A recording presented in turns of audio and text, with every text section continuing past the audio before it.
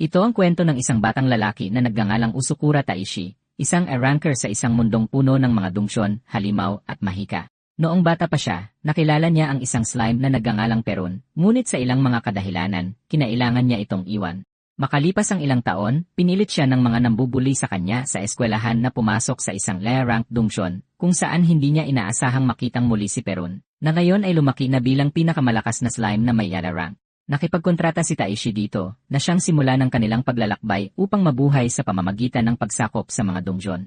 Habang tumatagal, lumalalim ang kanilang ugnayan at sabay nilang hinaharap ang hindi mabilang na mga pagsubok. Sinusundan ng kwento ang isang batang lalaki na nagngangalang Usukura Taishi, na nananaginip tungkol sa kanyang kabataan at sa isang dilaw na slime na nagngangalang Perun. Malaki ang pag-aalaga niya kay Perun, ngunit sa hindi malamang dahilan, kinailangan niya itong iwan, takot at nag-iisa. Biglang nagising si Taishi sa kanyang silid-aralan at nagtataka kung bakit bumabalik ang panaginip na yon sa kanya ngayon. Isang grupo ng mga lalaking mukhang basagulero ang lumitaw at sinimulan siyang ibuli. Kinukutya siya sa pagiging rank at tinatanong kung natapos na niya ang pinapagawa nila.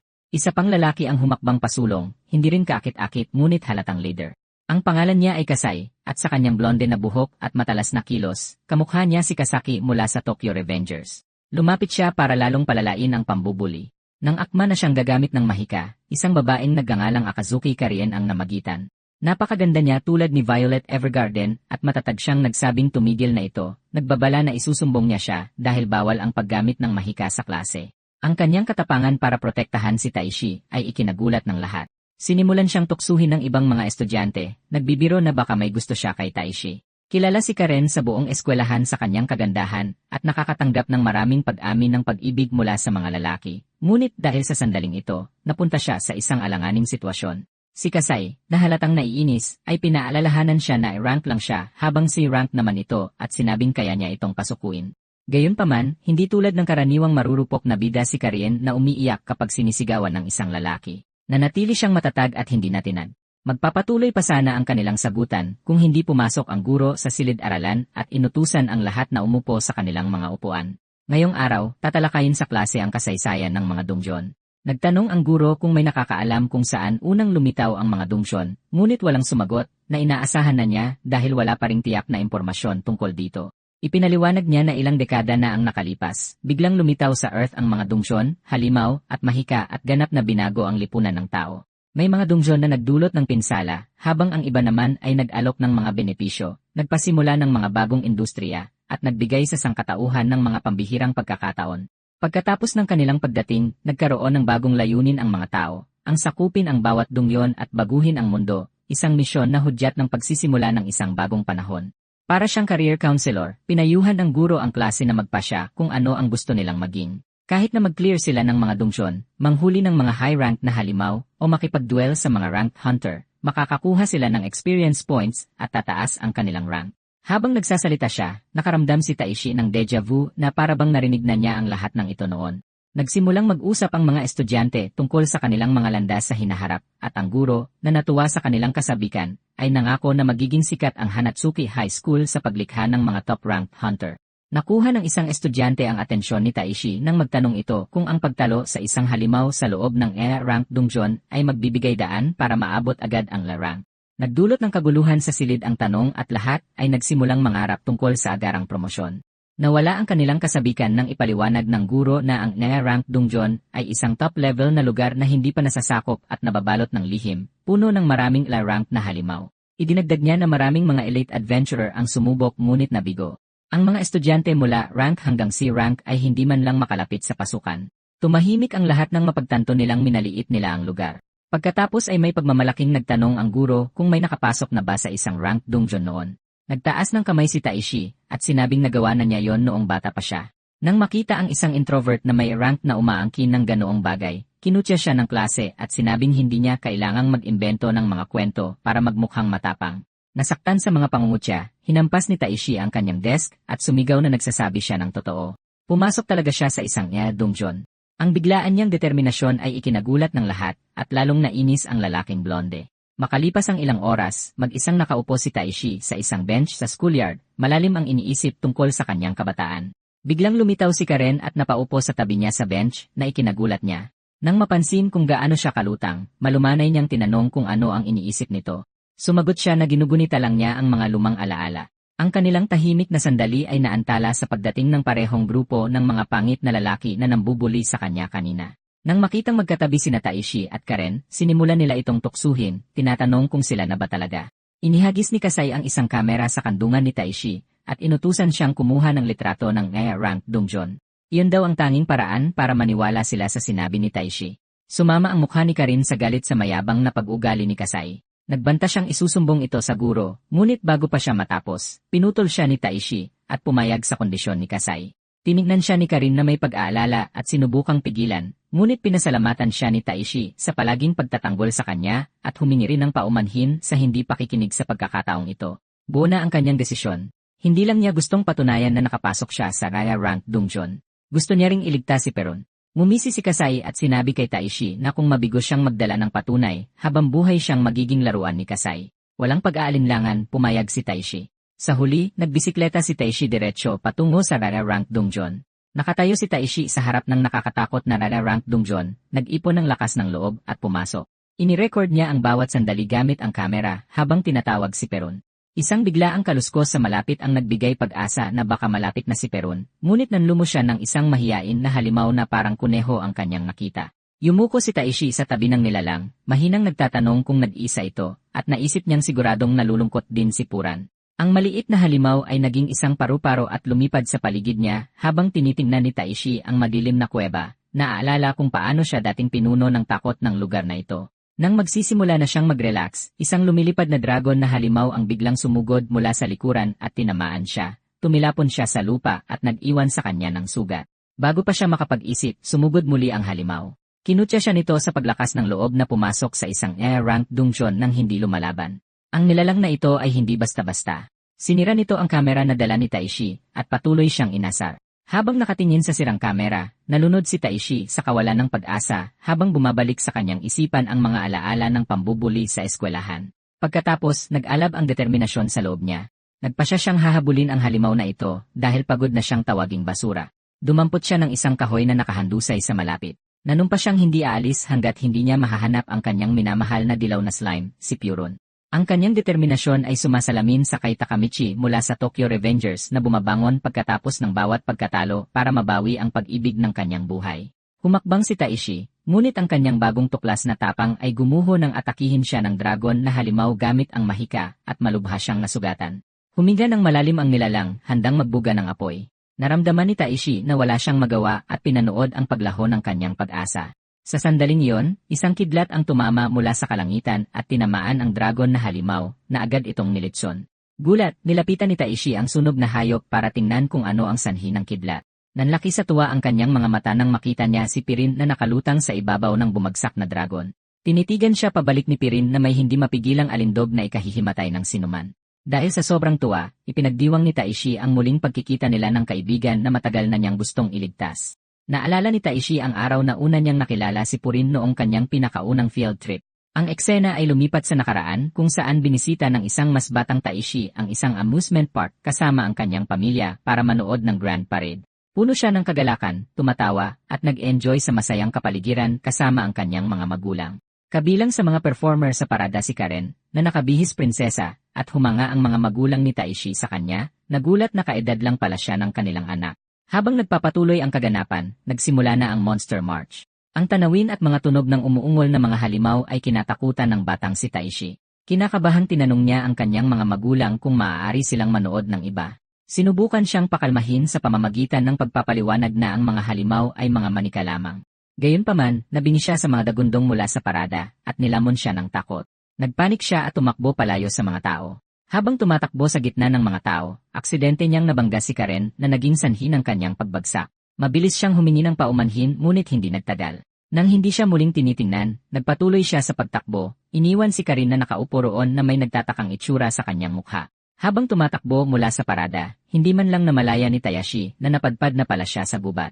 Nanginginig pa rin, nagtaka siya kung bakit nga ba siya takot na takot sa mga halimaw. Nang sa wakas ay tumingala siya at napansin ang mga puno sa paligid niya, nagsimula siyang magpanik.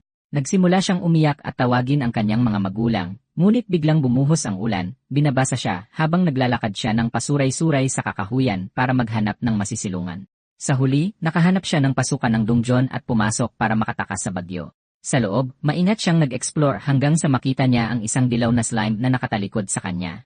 Nagningning ang mga mata ni Taishi sa tuwa nang makita ang isang totoong slime at lumapit siya ng kaunti. Pero, mabilis na naglaho ang kanyang tuwa nang mapansin niya ang isang dambuhalang king buffalo monster na masamang nakatingin sa slime. Dahil sa takot, agad na tumalikod si Taishi at sinubukang dahan-dahang lumabas bago pa siya mapansin ng buffalo. Samantala, ang cute na maliit na slime na si Puran ay nanigas sa kinatatayuan na may luha sa mga mata nito. Dahil sa laki ng dambuhalang buffalo, naramdaman ni Taishi na wala siyang magawa, hindi alam kung ano ang gagawin, at habang humahakbang siya para umalis, may pumigil sa kanya. Naalala niyang nakakita siya ng isang Puran model sa parada kanina. Dahil sa alaala na yon, natigilan siya. Sakto nang ibuka ng buffalo ang dambuhala at nakakadiring bibig nito para lunukin ang slime, sumugod si Taishi at iniligtas si Puron, iniharang ang sarili sa pagitan nila. Nagpakawala ng isang galit na atungal ang buffalo. Nagpakilala si Taishi kay Parun at sinabing ang tanging paraan para mabuhay ang mga duwag na tulad nila ay ang pagtakbo. Nang walang pag-aalinlangan, binuhat niya si Parun na parang alagang aso at mabilis na tumakbo palabas ng dungsyon. Hindi naging madali ang kanilang pagtakas. Maraming halimaw ang sumubok na harangan ang kanilang daan, pero patuloy na tumakbo si Taishi gamit ang buong lakas niya. Habang nasa daan, tinanong niya ang slime kung ano ang pangalan nito, at sa pinaka-cute at pinakamasayang tono, sumagot ito at nagpakilala bilang si Purun. Agad na nagkasundo ang dalawa at naging magkaibigan. Dahil ipinagmamalaki ang kanyang matapang na ginawa at gustong makasama ang kanyang bagong kaibigan, nagpasya si Taishi na iuwi si Purun at gumawa ng kontrata. Pero nang bumalik siya sa kanyang mga magulang, nawala ang kanyang tuwa nang pagalitan siya ng mga ito. Sinabi nila sa kanya na masyado pa siyang bata para gumawa ng kontrata at hindi dapat nag-uwi ng mga halimaw. Habang may luha sa mga mata, inihabol ni Taishi si Puran pabalik sa labas ng dungsyon. Nakita niyang mukhang gutom si Puran, kaya inalok niya ito ng tinapay na masayang kinain ni Puran. Patuloy na umiyak si Taishi dahil alam niyang hindi niya maisasama si Puran dahil masyado siyang mahina. Malumanay siyang nangako na balang araw ay babalik siya para gumawa ng kontrata sa kanya kapag lumakas na siya. Dahil doon, nagpaalam na siya. Pumasok si Puran pabalik sa dungsyon na may malaking ngiti, ngunit mula sa likod ay nakita ni Taishi ang kalungkutan sa kanya. Kalaunan, nalaman ni Taishi na ang lugar kung saan niya nakilala si Purun ay isang shrunk dungsyon pala. Kung gusto niyang gumawa ng kontrata kay Purun, kailangan niyang lumakas, pero wala siyang kapangyarihan o kakayahan na makakatulong sa kanya. Lumipas ang 6 na taon at ganoon pa rin si Taishi. Walang nagbago. Nasa front pa rin siya, pero iba na ang mga bagay para kay Purun na naging napakalakas. Bumalik ang eksena sa kasalukuyan, kung saan hawak ni Taishi si Purun sa kanyang mga braso at pinupuno ito ng pagmamahal. Ganoon pa rin ka-cute si Purun tulad ng dati. Pero ngayon ay may peklat siya sa itaas ng kanyang kilay na nagbibigay sa kanya ng astig na bad boy look. Nangingilid ang luha sa mga mata ni Taishi, habang sa wakas ay muli niyang nakasama si Purun pagkatapos ng matagal na panahon. Namangha siya nang makita kung gaano kalakas si Purun habang siya ay nananatiling mahina at hindi makagawa ng kontrata. Umakyat si Purun sa balikat ni Taishi at sumiksik sa leg nito na parabang hinihimok siyang gawin na ang kontrata. Tumanggi si Taishi, sinasabing masyado pa siyang mahina para manatili sa tabi nito, pero biglang ginamit ni Purun ang kanyang mahika at nagbago ang itsura ni Taishi. Naging isa siyang gwapong binata. Isang peklat ang nabuo sa itaas ng kanyang kilay, na tila sinapian siya ni Purun. Isang kumikinang na status window ang lumitaw sa harap niya, nagtatanong kung gusto niyang gumawa ng kontrata kay Purun at manahin ang mga kapangyarihan nito. Nakatayo si Taishi sa gulat, hindi makapagsalita sa nangyari. Lubos na naguguluhan si Taishi sa nangyari. Pero nang makita niya kung gaano kasabik si Purun na gumawa ng kontrata sa kanya, napangiti siya at masayang pumayag. Isang kidlat ang gumuhit sa kalangitan, at sa sumunod na sandali, bumalik si Taishi sa dati niyang inosenteng sarili. Wala siyang naramdamang pagbabago sa kanyang katawan, at hindi makita si Purun kahit saan. Biglang may isang alaala na sumagi sa kanyang isipan. Minsan sinabi ng kanyang guro sa klase na imposibleng makipagnegosasyon sa mga halimaw na mas malakas kaysa sa sarili. Dahil sa pagkadismaya sa kanyang kahinaan, napabuntong hininga si Taishi, ngunit biglang masayang sumulpot si Purun sa itaas ng kanyang ulo. Nakahinga ng maluwag si Taishi, tuwang-tuwa na hindi siya nawala sa kanya. Mabilis siyang humingi ng paumanhin kay Purun, sinasabing hindi niya nagawa ang kontrata dahil masyado pa siyang mahina. Sa sandaling iyon, may ginawa si Purun sa kanyang mga mata na ikinagulat ni Taishi. Bigla, nagkaroon siya ng kakayahang makita ang impormasyon ng status ng iba. Agad niyang tiningnan at nagulat ng matuklasan na si Purun ay isang S-rank na halimaw, habang ang dragon na tinalo niya kanina ay S-rank din.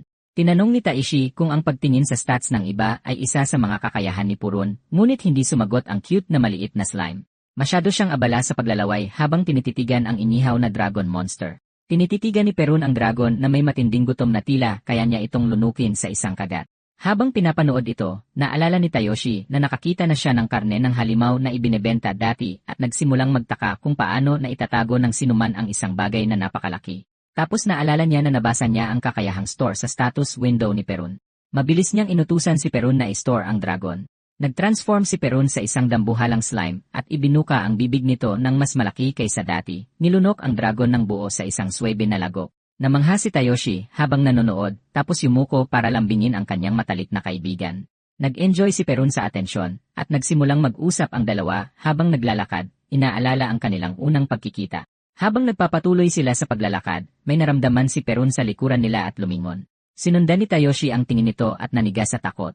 Sa likuran nila ay nakatayo ang isang nakakatakot na nilalang nakilala bilang Queen Spider na may nakakadiring mukha ng tao sa katawan ng isang dambuhalang gagamba.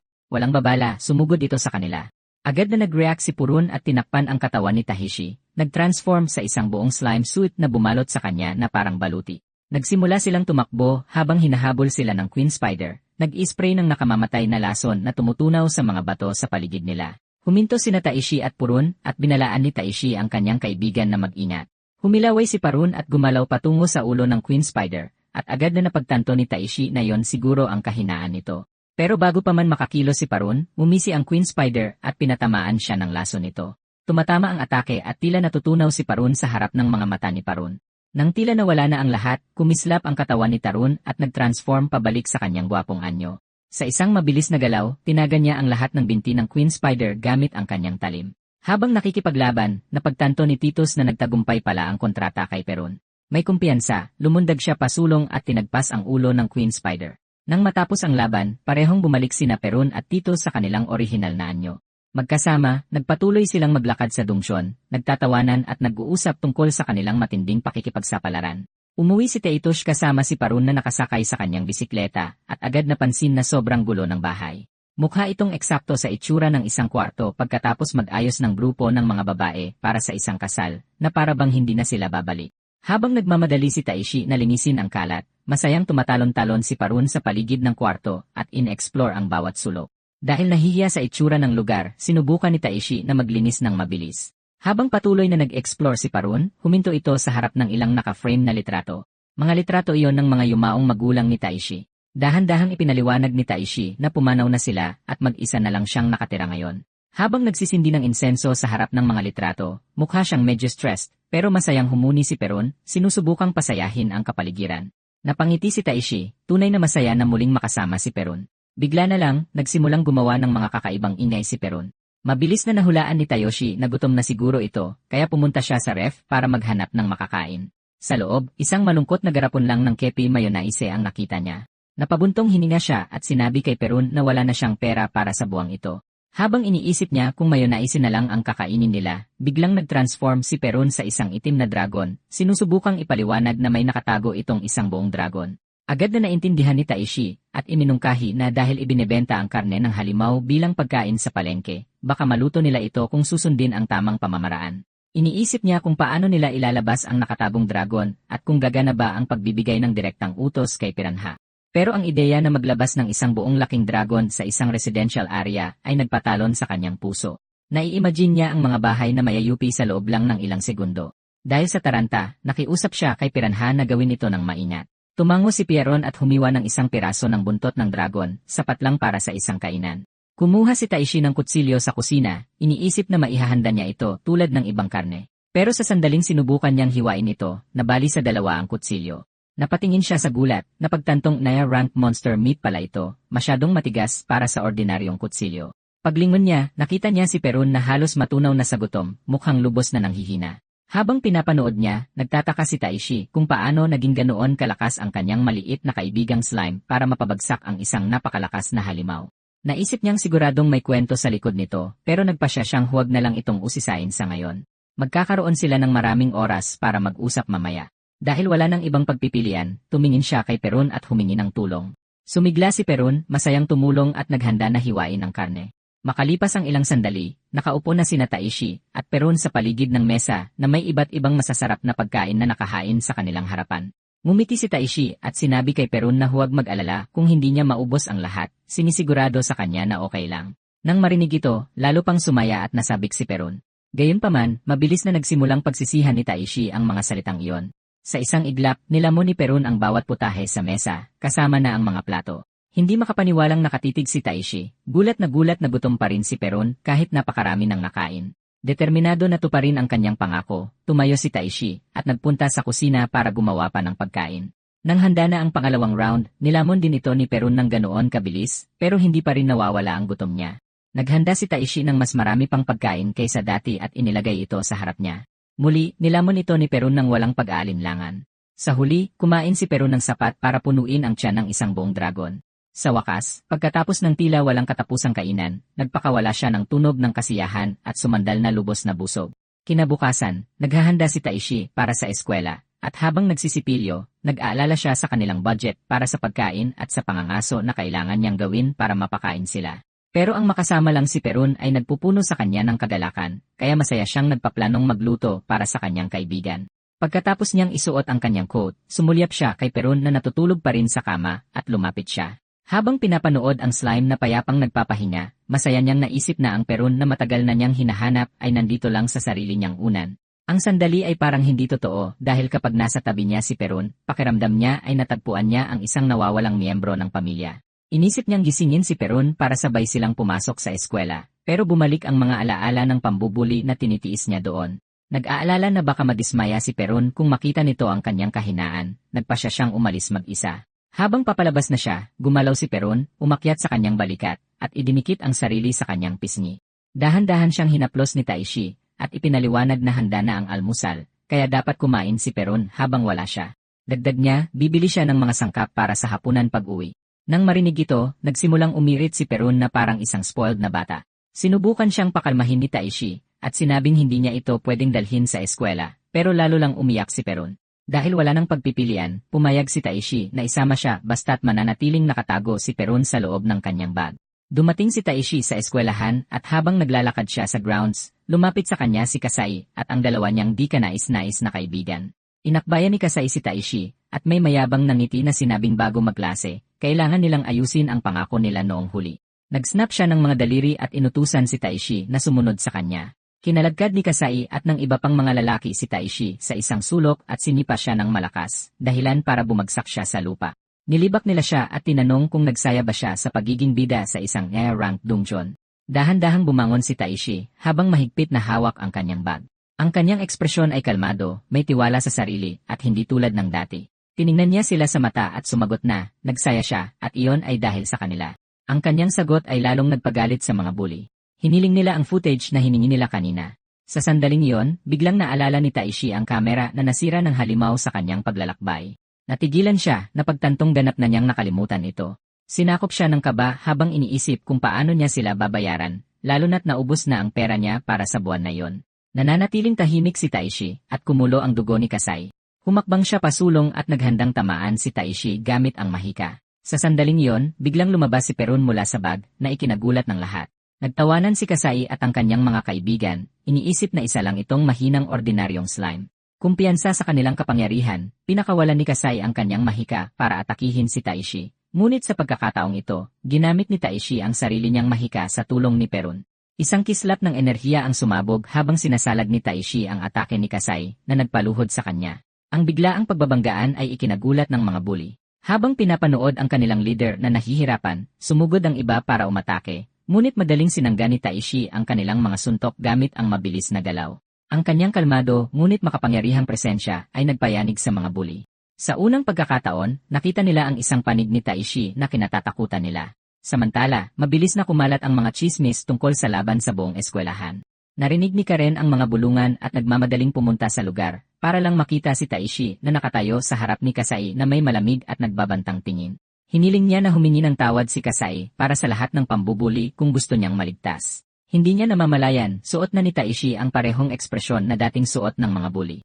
Nakakaramdam ng mapanganib na pakiramdam ng pagiging superior. Galit na galit at napahiyang tumayo si Kasai at sinubukang gumanti.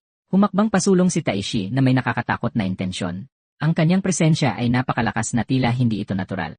Noong malapit na siyang sumuntok kay Kasai, sumingit si Karen para pigilan siya at nasugatan niya ito. Agad na nag-react si Perun at bumangga kay Kasai na nagpatalsik sa kanya papunta sa mga kaibigan nito. Humarap si Taishi kay Karen at inabot ang kanyang kamay para tulungan siya, ngunit itinulak niya ito palayo at sinabing hindi siya maaaring maging katulad ng mga bully. Ipinaalala niya sa kanya na mabait siyang tao. Tumagos sa puso ni Taishi ang kanyang mga salita. Sa sandaling iyon, napagtanto niyang naging siya mismo ang bagay na kinasusuklaman niya. Katulad ni Eren, na kinamumuhian ang mga titan pero naging isa rin sa kanila. Nakita ni Taishi na ang kaunting kapangyarihan ay nagawa na siyang saktan ang isang taong mahalaga sa kanya. Tahimik siyang humingi ng tawad kay Karen at sinabihan itong pumunta sa opisina ng nurse. Umiling siya at sinabing ayos lang siya at dapat na silang pumunta sa klase. Bago pa sila makaalis, umatake ulit si Kasai. Sa pagkakataong ito, binigkas ni Taishi ang World Seal, isang salita na nagpapagana sa kanyang kapangyarihan at agad na pinipigilan ang lakas ni Kasai. Tulad ng paggamit ni Toji Inumaki ng cursed speech sa Jujutsu Kaisen. Sinabi ni Taishi kay Kasai na ang kanyang kapangyarihan ay naseal na at kung gusto niya itong maibalik, kailangan niya siyang hanapin. Ang mga bully, takot at hindi makapagsalita, ay tumakbo palayo. Pagkatapos, pumunit si Taishi ng isang piraso ng kanyang uniforme at marahang ibinalot ito sa braso ni Karen para patigilin ang pagdurugo. Sinabi ni Karen sa kanya na huwag sirain ang kanyang damit, ngunit sumagot siya na ayos lang dahil alis na siya sa eskwelahan ngayon. Taos-puso siyang nagpasalamat sa kanya sa palaging pagiging nandyan para sa kanya, pagkatapos ay tumalikod at tahimik na lumakad palayo, mabigat ang dibdib. Kinabukasan, kaswal na nakabihis si Taishi na pumunta sa opisina para kumpletuhin ang kanyang proseso ng pag-alis sa eskwelahan. Napansin ng mga estudyante ang kanyang presensya sa opisina dahil hindi ito inaasahan, at nagsimula silang magbulungan at subukang alamin kung bakit siya alis. Kakaiba ang kilos ng tatlong basagulero noong araw na yon, tahimik na nakaupo sa klase dahil napagtanto nilang nasa gulo sila at naiinis. Pauwi, nakasalubong ni Taishi si Karen. Bigla niyang tinanong kung nagamot na ba niya ang kanyang sugat. Tiniyak ni Karen sa kanya na hindi na kailangang mag-alala at sinabing naasikaso na niya ito. Dahil masama pa rin ang loob, muling humingi ng tawad si Taishi. Iginiit na hindi niya kailanman sinadyang saktan siya. Ngumiti si Karen at tiniyak sa kanya na ayos lang siya, ipinakita pa ang kanyang braso para gumaan ang loob niya. Tinanong ni Taishi kung bakit siya nakatayo sa gate ng eskwelahan. Ipinaliwanag ni Karen na umalis siya sa eskwelahan dahil sa isang kagyat na gawain. Nang tanungin niya ang tungkol sa proseso ng pag-alis, pinutol siya ni Taishi at sinabing hindi ito mahirap at tila inaasahan na ito ng mga staff. May malungkot na ekspresyon, hiniling ni Karen sa kanya na ipagpatuloy ang pag-aaral at tinanong kung bakit niya kailangang umalis. Nagpasalamat si Taishi sa kanyang pag-aalala, ngunit matigas na sinabing hindi na posible ang pagbalik. Nasaktan siya dahil sa kanya. Matapos magkaroon ng ganoong kalakas na kapangyarihan, nabigo siyang kontrolin ito ng maayos. Natatakot siya na kung mangyari muli ang isang bagay na tulad ngayon, baka mailagay niya sa panganib ang buong eskwelahan. Kaya sa huli, ang pananatili sa eskwelahan pagkatapos ng lahat ng mga insidenteng ito ay magiging makasarili lamang. Para magamit ang kapangyarihang ito sa tamang paraan, kailangan niyang maging isang tunay na ranker. Naniniwala si Karen na siguradong nalulungkot siya, at siguradong mahirap para sa kanya na dalhin ang bigat na yon mag-isa. Sa sandaling iyon, lumabas si Perun mula sa kanyang bag at masayang tiniyak sa kanya na hindi na kailangang mag-alala hanggat kasama niya si Perun. Nang makita ito, napagtanto ni Karen ang tunay na pinagmumulan ng lakas ni Taishi. Naniniwala siya sa kanya at sinusuportahan ang landas na pinili niya para sa kanyang sarili. Alam ni Taishi na maraming beses siyang tinulungan ni Karen at gusto niyang may gawin bilang ganti. Bago maghiwalay, nagpalitan sila ng numero at nangakong mananatiling konektado. Habang papalayo siya, lumingon siya at nagpaalam ng may ngiti. Ilang sandali lang, nakatanggap si Taishi ng tawag mula sa isang hindi kilalang numero. Sinabihan siya ng boses sa kabilang linya na isave ang numero at ipinaalala sa kanya na suklian ang kabutihan na nagpapakita kung sino ang tumatawag. Matagal na niyang sinusubukang sabihin ito sa kanya pero hindi niya mahanap ang tamang salita. Ngayon, sa wakas ay nasabi na niya na naniniwala siya sa kanya mula pa sa simula. Dagdag pa niya, masaya siyang nakabalik itong ligtas mula sa kaya rank Dungsyon, saka ibinaba ang tawag. Namula si Taishi sa mga sinabi niya. Habang naglalakad, sobrang saya niya dahil alam niyang kakampi niya ang tagapagmana ng Akazuki Group na eksklusibong modelo rin ng grupo at isa sa pinakasikat na babae sa eskwelahan. Samantala, si Perun na nakaupo sa balikat niya ay tila medyo nagsiselos. Kasabay nito, tahimik na nakaupo si Karen sa kanyang kotse at tumawag para kumustahin ang kalagayan ng kanyang ina. Sinusubukan siyang pakalmahin ng kausap niya, sinasabing huwag mag-alala at magiging maayos din ang lahat. Kahit sa mahirap na sitwasyong ito, nananatiling positibo si Karen at tiwalang gagaling ang kanyang ina. Ngayong malaya na sina Taishi at Perun sa buong araw, naglakad-lakad sila ng walang patutunguhan. Dahil hindi na siya estudyante, pinag-iisipan ni Taishi ang kanyang mga susunod na hakbang at kinokonsiderang mag-part-time job para sa kanyang gastusin. Habang iniisip niya ito, kumalam ng malakas ang tiyan ni Perun mula sa kanyang balikat, halatang gutom na. Para asikasuhin yon, tiningnan muna ni Taishi ang kanyang account balance. Sa kabutihang palad, sapat ito para makakain sila ng masarap. Pumasok sila sa isang restaurant at sinabi ni Taishi sa staff kung ilan sila. Binalaan din niya sila na malakas kumain ang maliit niyang kasama at humingi ng maluwag na pwesto. Gaya ng inaasahan, lumamon si Perun na parang walang kabusugan. Sobrang dami ng kinain nila kaya naubusan ng sangkap ang restaurant at kinailangang magsara pansamantala. Ngayong busog na siya, mukhang masaya at puno na ulit ng enerhiya si Perun. Masaya si Taishi na makita siyang kontento, pero nang tingnan niya ang kanyang balance, nag-alala siya. Kakaunti na lang ang pera niya, at sa taas ng gastusin at layuning makasama si Perun, alam niyang kailangan niyang magsimulang kumita kaagad. Habang pagalagala, napadaan sila sa gusali ng Dongjon Association. Naisip ni Taishi na maaaring magandang paraan ito para kumita ng pera. Pumasok siya sa loob at nakitang hindi gaanong matao kumpara sa inaasahan niya. Sa reception desk ay nakatayo ang isang kalbong lalaki na may aroganteng dating na medyo kamukha ng isang istriktong monghe. Binati sila ng lalaki sa Takihwa branch ng Dongjon Association at tinanong kung ano ang pakay nila. Nagtataka si Taishi kung paano nakakapagtrabaho sa reception ang isang taong tulad ng kalbong ito. Kakaiba ang kilos ng lalaki na hindi tugma sa kanyang mayabang na personalidad. Tinanong niya sila kung bakit sila nandoon. Sinabi ni Taishi na may ibebenta siya sa association nang bigla niyang mababanggit na sana ang Black Dragon. Isang balita sa background ang nakaagaw ng kanilang pansin.